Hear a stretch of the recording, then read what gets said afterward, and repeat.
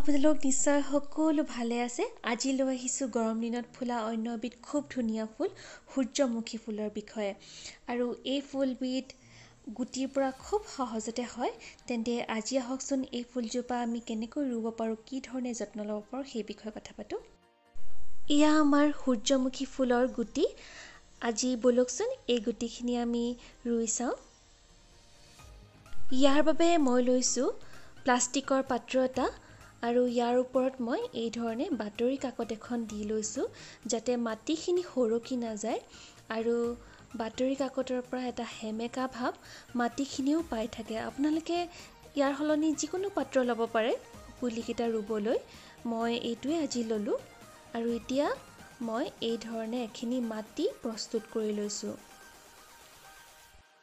এই মাটিখিনিত আছে বাৰীৰ মাটি এভাগ আৰু বালি, যিবোৰ পকাৰ কাম কৰিবলৈ অনা হয় সেয়াই বালি, আৰু সামান্য পৰিমাণৰ জৈৱিক সাৰ। বালি দিলে কি হয়, মাটিটো খুব কোমল হৈ পৰে আৰু ড্ৰেইনেজ ছিষ্টেমটোও ভাল হয় মাটিখিনিৰ। আৰু মাটিখিনি যেতিয়া কোমল হৈ যায় তেতিয়া এজোপা গছৰ শিপা বাঢ়িবলৈ সুবিধা হয় আৰু গছ এজোপা খুব ধুনীয়াকৈ বাঢ়ি আহে। আৰু এতিয়া মই পাত্ৰটোত মাটিখিনি ভৰাই ল'ম। মাটিখিনি ভৰাই হোৱাৰ পিছত মই এতিয়া এই ধৰণে গুটিবোৰ দি দিছোঁ। আচলতে সূৰ্যমুখী ফুলৰ গুটিৰ জাৰ্মিনেশ্যন ৰেটটো খুব ভাল হয়, ইয়াৰ পৰা পুলি ওলায়। গতিকে আপোনালোকে এই ধৰণে নকৰি যি ঠাইত গছজোপা ৰুব বিচাৰিছে সেই ঠাইতে একোটা একোটা গুটি গুজি দিলেও খুব ধুনীয়াকৈ গছজোপা গজি উঠিব।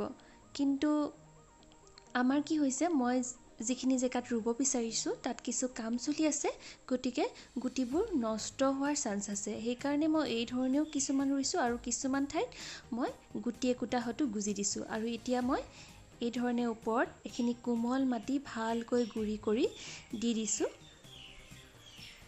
ঢাকি দিছোঁ যাতে চৰাই নষ্ট কৰিব নোৱাৰে বা পানী দিওঁতেও এইখিনি উটি বেলেগ ঠাইলৈ গুচি নাযায়।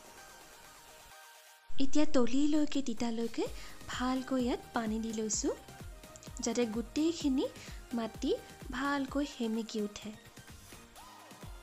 ইয়াত যিহেতু এতিয়া বহুত ঠাণ্ডা পৰি আছে ফেব্ৰুৱাৰী মাহত, গতিকে মই এই ধৰণে এটা পলিথিনেৰে পাত্ৰটো ঢাকি দিছোঁ আৰু এটা ভালকৈ পোহৰ পৰা জেগাত এইখিনি ৰাখি দিম। আৰু এয়া চাওক, সকলোবোৰ পুলিয়ে আমাৰ ওলালে।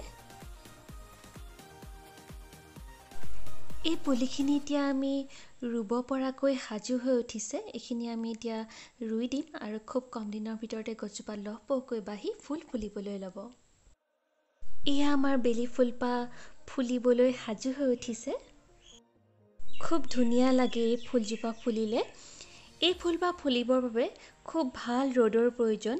যিফালে বেলিটো থাকে সেইফালে এই ফুলপাহ মুখ কৰি থাকে, সেইকাৰণে এইজোপাক সূৰ্যমুখী বা বেলি ফুল বুলি কোৱা হয়। এয়া আমাৰ বেলি ফুল কেইপাহে বেলিৰ ফালে মুখখন কৰি থৈছে কাৰণে আপোনালোকক সিহঁতৰ মুখকেইখন দেখুৱাবলৈকে অসুবিধা হৈছে। এই ফুলজোপা আপোনালোকে পাৰিলে মাটিত ৰুব, যিহেতু বহুত ওখ হৈ যায় আৰু ডাঙৰ হয়। বহুত ডাঙৰ টাবত অৱশ্যে ল'ব পাৰিব, কিন্তু মাটিত দিলে ইয়াৰ গ্ৰথটো খুব ধুনীয়া হ'ব।